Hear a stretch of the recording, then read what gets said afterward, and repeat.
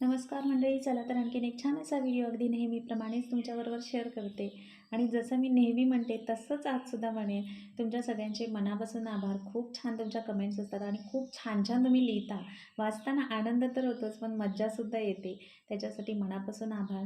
आणि आजचा जो रंग आहे देवीचा पिवळा रंग आहे आणि त्याच्यामुळेच रांगोळीमध्ये मला पिवळा रंग खूप जास्त वापरायचा होता, पण शक्य झालं नाही. कारण जे पण माझे व्हिडिओज नेहमी बघतात ना, त्यांना माहिती असेल की पिवळा रंग जो आहे तो माझ्याकडे त्याचं टेक्स्चर जे आहे ते रफ आहे, त्याच्यामुळे तो रांगोळीमध्ये वापरताना खूप जास्त स्ट्रगल करावं लागतं.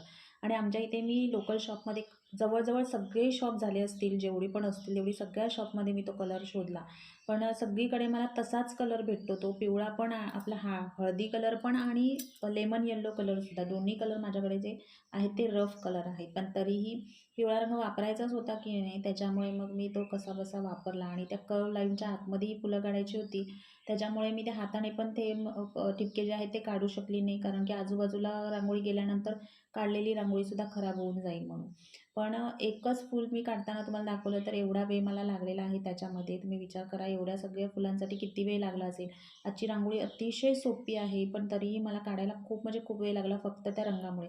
म्हणून मी नेहमी म्हणते ना की रांगोळीचं जे टेक्स्चर आहे ते खूप मॅटर करतं आपल्याला रांगोळी चांगली येण्यासाठी.